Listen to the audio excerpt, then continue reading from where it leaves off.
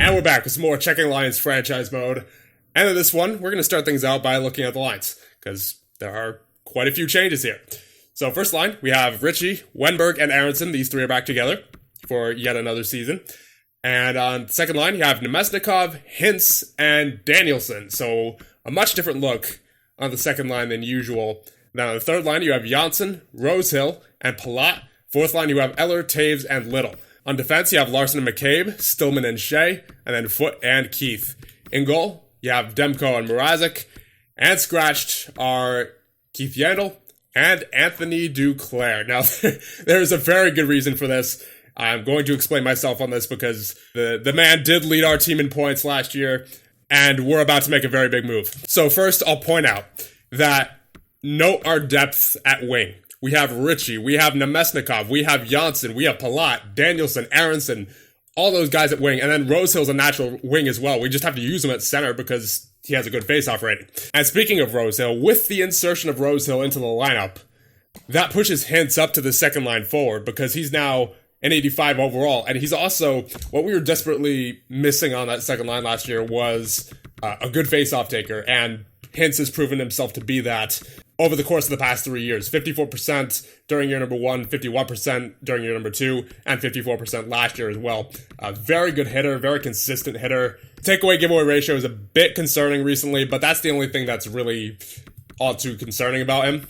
Because otherwise, he's been pretty good for us. Very consistent as well. 51 points year number 1, 45 points year number 2, and minus 13. Of course, that's not great. But last year, even though we didn't make the playoffs, he had a +7. He had 50 points on the season, so I definitely can trust Hintz to be that second line center. And then, of course, with Danielson growing to an 87 overall, you bet I'm not going to have him on the third line.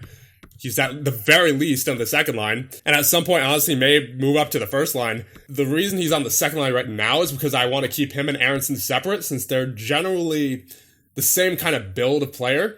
Because even though one's a sniper, one's a power forward, if you take a look at Danielson's shot, I mean, that is absurd. Come on. Like a 95 accuracy for the slap shot, 94 accuracy for the wrist shot, 97 power. If he gets his offensive awareness up there, he could be one of the best shooters in the game in a couple years' time. He honestly could be. And he had 33 goals on the third line last year and 11 power play goals. So he may end up being a better shooter than Aronson, honestly. So there's no way him and Aronson aren't going anywhere. Let's be clear on that. And then Ritchie, he's been getting better every year. He's been getting better every year for us. He's been very physical. He is very good with the takeaways and giveaways. And like I said, he's been improving every year point-wise. 49 points year number 1. Year number 2, he had a 56. Last year, he had 64 on that first line with Aronson and Wenberg. So I'm not taking Ritchie out. And as for guys I was considering trading Nemesnikov, Janssen. I was considering trading Palat. And then I was also considering trading Duclair, of course, because he's the one who scratched. But the main difference between guys like Nemesnikov and Janssen and Palat and then guys like Duclair is that all these guys, Nemesnikov, Janssen, and Palat, are all on multi-year deals. And they're all making a fair amount of money. Whereas with Duclair, he's only on a 1-year deal. And as we take a look at the contract situation, he does not want to re-sign. He is up for renewal this year. And not only that, he wants nearly 10.5 million for 4 years. No, thank you. Let me tell you, I'm not having another potential Nemesnikov situation from last year. I mean, I'm glad that we only signed Nemesnikov for 1 year, because he certainly was not worth it for 9.25 million or whatever it was that we signed him for. I am not giving Duclair that same kind of thing at this dollar value, because let's say we take him down to 1 year, then his price skyrockets up to 11.3. And not only that, but because he doesn't want to re-sign, we'd have to pay him even more than what he's asking for at 1 year. So we would probably have to end up paying him around, I would say, 12 million. I am not paying that for Anthony Duclair. I am sorry. that is just way too much. I mean, if he was, let's say, 4 years younger, had an elite potential, and was consistently still getting 70 to 80 point seasons, then I might consider it. But that's not the case. And now I will say that, yes, Wenberg is in a similar situation. He's also up this year. He's making more money right now, actually, than Duclair. But he does only want $8 million for 4 years. So that's at least a little bit more affordable. But the difference is with Wenberg is that if we get rid of Wenberg, we don't have anyone to replace him with. He is undoubtedly our number one center. And I mean, I think Hintz would do an okay job at number one center if he had to. Like, let's say Wenberg goes down with an injury, then I think Hintz would fill that role pretty well while Wenberg is down with an injury. But with Duclair, there are countless other wingers that we have who can fill the role that he filled last year, such as Richie. Richie has obviously proven himself to be a very good player for us recently. Aronson, I mean, obviously he had a slow year last year, but we've seen what he is capable of, and he's capable of 40-plus goal seasons. And he's only 21 years of age with the medium elite potential. He's not going anywhere. And Janssen, like I said, if he was the one on a one-year deal, then I would definitely want to keep Duclair over Janssen, for sure. But he's not. He's on a multi-year deal, as is Nemestikov, as is Palat. So when it comes down to it, Duclair is the odd one out. Now, if Duclair was a center, then it would be a different story. If Duclair was able to take faceoffs, I mean, he had a 50% on faceoffs last year, but that was only on 55 faceoffs total. You stretch that out over the course of 1,000 faceoffs, that number is probably lower. And I'm not just going to sit Duclair on the bench waiting for an injury. Like, no. I would rather trade him right now and get as much back for him as possible while we know he doesn't fit into this lineup anymore. If he had a different contract, then this would be a different story. A completely different story. But because, of course, of Rosehill coming in, Danielson growing, I feel like we just kind of have to move on from him. And he has a lot of value, too. Duclair has a lot of value. So I would prefer to trade him now. Let's say a month into the season, if we sit him, his value is just going to diminish quickly. So I think it would be better to just trade him now, get him out of here, so we could get something really good back for him. So I was doing some scouting around the league, and player-wise, there's nothing that really stands out as far as what would make sense for us. I mean, forwards, we have plenty of forwards. I saw no reason to trade for a forward, because, I mean, as it is, we're already trading an expendable forward away who's an 87 overall. So, I mean, I don't know what else to say there. I mean, it speaks for itself. And obviously, we're pretty weak on defense, because if we take a look, best defenseman right now is Shea, then you have Larson, and then Stillman, who is a rookie, by the way, and has yet to play an NHL game, is already our third best defenseman. And the only real mainstay I see on this roster right now defensively is Stillman, because Shea's already 29. I don't know how long he's really going to be here for. Larson, he's 26. I don't know if he's necessarily a mainstay. I mean, he might be. He might be for all I know. But I don't see him as a huge part of the future. Like, if the right offer comes around for him, I will certainly trade him. The only untouchable right now that's currently on the roster is Stillman. Of course, we have Lambo's coming up soon, but he's only a 73 overall, so it's still going to take him some time. He's already 20 years of age, so it's not even guaranteed that he's going to be that elite defenseman that we're looking for. And then as well, you have Bentley, who's a 79 overall at 21 years of age, but again, it's not guaranteed, especially since he's an enforcer, that it's not necessarily guaranteed that he's going to be good. So we are in desperate need of some defensemen here. And not only that, we have a couple of defensemen who are really old. You got Keith, who's 40. You got Yandel, who's 37. And then again, Shea isn't necessarily part of our future at 29 years of age. So we certainly need to improve our defensive core. But I was looking around the league for defensemen that we could possibly pick up. And once again, nothing really stands out to me that would make sense. I was looking at, not the Detroit Red Wings, I was looking at the New Jersey Devils, as they have Seth Jones available. However, I sort of want to move in a younger direction. I don't want to be acquiring Seth Jones at 28 years of age with still 4 years left on his deal. I mean, that would be great if we knew we would be a contender this year. And if we made the playoffs last year, then I very well might have just gone ahead and acquired someone like Seth Jones. But I personally would rather just acquire a draft pick and use that draft pick to potentially draft an elite defenseman rather than going out and getting someone who's already in his prime, who has maybe 4 years left of really good hockey in him. So as a result, we're just going to trade for some draft picks, and I think we have a pretty good trade partner right here in the Nashville Predators. So they, oddly enough, they do want to trade, for whatever reason, they do want to trade Shane Wright, who, I mean, he'd be a phenomenal playmaker to acquire, certainly, but that's a little too much trade value for my liking. So I think we'll just try to get lucky out of the draft, honestly. So what we'll do instead is we will get Nashville's first and their third for this year.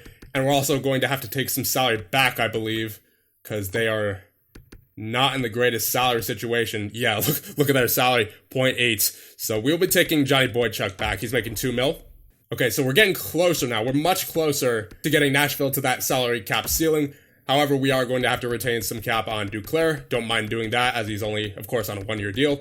So we'll take him to, I'm going to say, let's go 1.2. So Duclair with 30% of his salary retained for Nashville's first, third, and the contract of Boychuk. I'm not necessarily going to be playing Boychuk, of course, because he is, as we see, a 77 overall, 39 years of age. Don't necessarily need that in our lineup, but once again, just as a contract sort of thing. So primarily, we're just looking at the first, we're looking at the third, proposed trade accepted. So obviously a very big move, and honestly one I wasn't expecting to make going into the season. But obviously we got Rosehill, who we had to find a spot for. Danielson grew. So that's that, and hopefully he does well over there in Nashville. So with all that being done, we've already done quite a bit of talking in this episode. Let's go over the rest of the lines, because I think we only went over 5-on-5. So power play, we have Aronson, Wenberg, Palat, Ritchie, and Taves. I've tried to optimize it so that Aronson's the only real shooter on that power play line. I mean, you have Ritchie back here as well, who takes a lot of shots,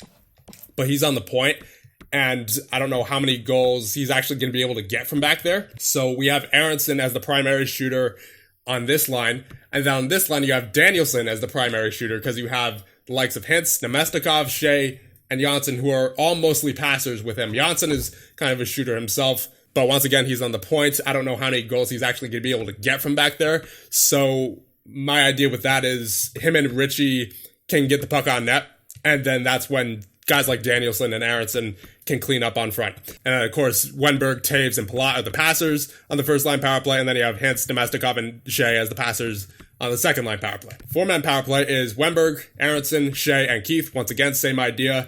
Everyone's getting the puck to Aronson. And the second wave, you have Hintz, Palat, and Stillman. And then Danielson, once again, everyone getting the puck to Danielson. And on penalty kill, we have a +5 there with Eller, Hintz, Shea, and Stillman. So trusting Stillman early on in his career with some first-line penalty kill time. Good to see how he does. Second line, you have Little, Rosehill, Foote, and Larson. Wanted to get Rosehill some special teams time of some sort, and since I didn't really see a spot for him on the power play just yet, decided to get him some penalty kill time as a power forward. Maybe he'll be a really good defensive power forward in the future. And the 4-on-4, you have Wenberg, Aronson, Larson, and McCabe. And then you have Hintz, Danielson, Shea, and Stillman. And then Nemestikov, Palat, Keith, and Foote. 3-on-3, you have, it's essentially the same. Wenberg, Aronson, Shea, Hintz, Danielson, Larson, Nemestikov, Palat, Stillman. Extra attackers are Danielson and Aronson. Shootout is Wenberg, Palat, Aronson, Danielson, and Ritchie. And a goal, of course, we already saw Demko and Mrazek.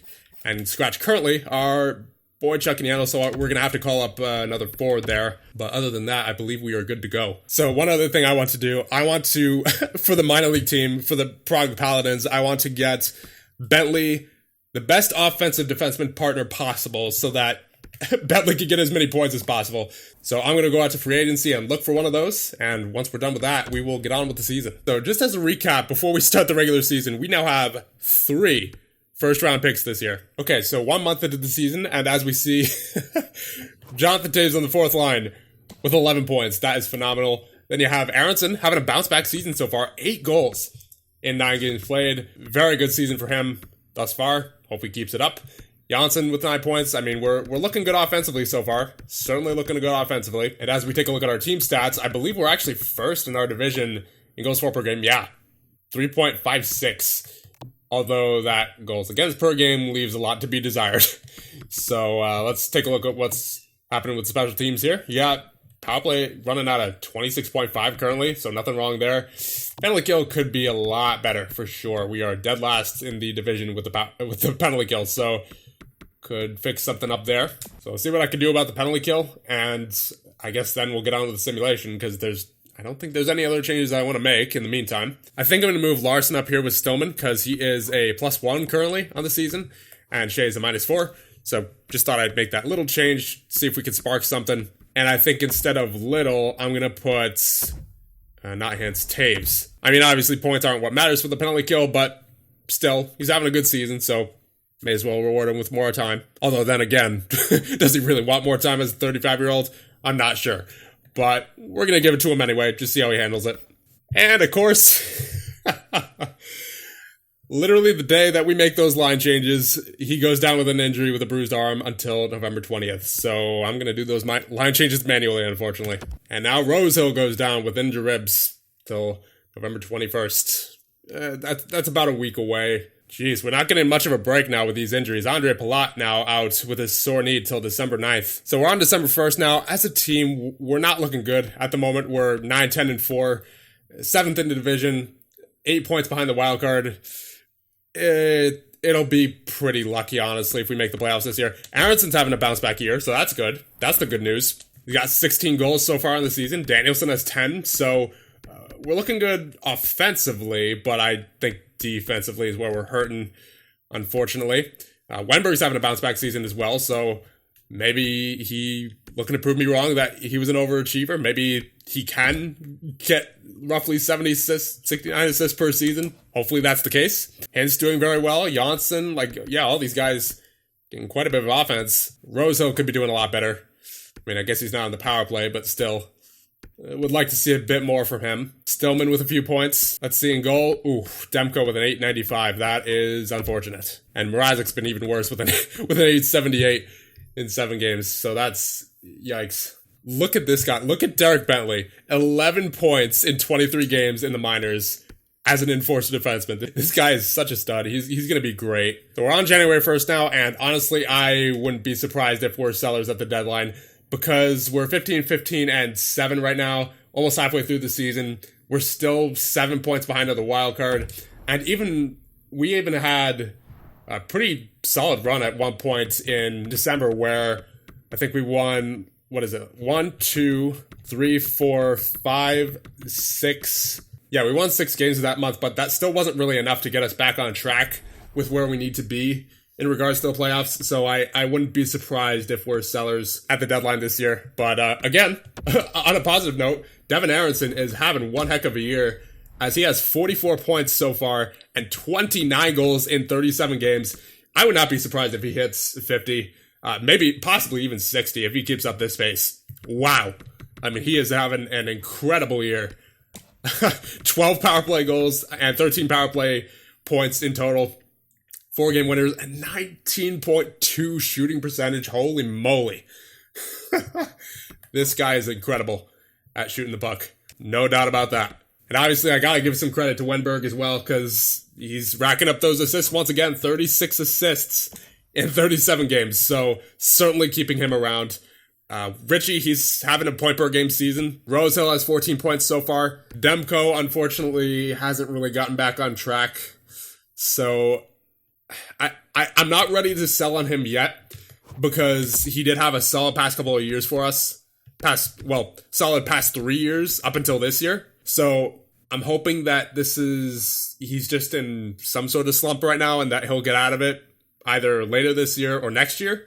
But if he goes into next year and has this same problem, then he might become a tradable asset at that point. Because I really liked what he did for us in the playoffs when we made the playoffs, but of course that's not really the case as of right now, as we are staring at a second consecutive year with no playoffs if things don't change. And just real quick, before we get back into the simulation, I want to check on Colorado and Nashville, because we have their picks this year. So Nashville is sitting in a playoff spot, and as is Colorado, but that could easily change. That could very easily change the Central Division the way it is right now. Wow, look at the difference between 2nd and 7th. Is 2 points. So that could certainly change in a hurry.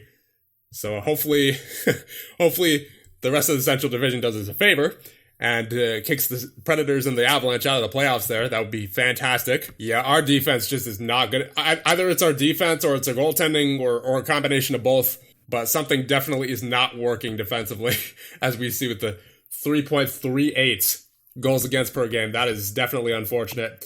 Our power play is fine, so, goal scoring wise, we're actually pretty good, very good goal scoring wise, actually, but defensively, not looking good. Well, actually, our penalty kill is now at an 82.1, so I don't know. It's not all the stats are lining up for me right now, but something's definitely not working on the back end or in goal. Honestly, at the deadline, I think anybody who's not named Stillman can go. I mean, that doesn't mean we'll trade literally everybody at the deadline, but anyone who's not named Stillman is up for grabs. I'll say that much. I just realized Derek Bentley is a plus 27 down there in the minors. What an absolute tank. So after we check the stats, I think we're going to end it off here because we're at the trade deadline. We are clearly not making the playoffs this year. We're 11 points back of the wild card. It's going to take a tremendous effort just to even have a chance. And the rest of our division is just much, much better than we are right now. I mean, honestly, as far as regulation losses go, we're almost even with the teams that are ahead of us. But the issue for us comes with overtime points. We have 13 overtime and shootout losses compared to the teams above us who only have 4 or 5 or 3. You know, so I think that's definitely what killed us this season. So I think we're gonna sell off some of our defensive core, honestly, at the trade deadline.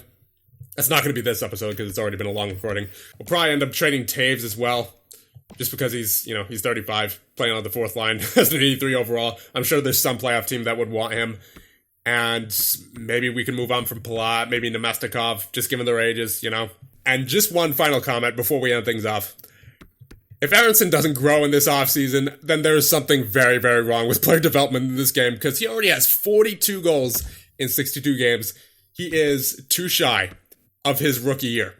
I mean, he hasn't gotten as many assists, but he's scoring goals. He is on a mission this year to get 50. So if he doesn't at the very least get to like an 85 or an 86 by the start of next season, then I just don't know what to say. Wemberg's having a year as well. 56 assists. But with that being said, we're going to have things off here. Let me know what you guys think, and I'll see you guys in the next one when we do the trade deadline of year number 4.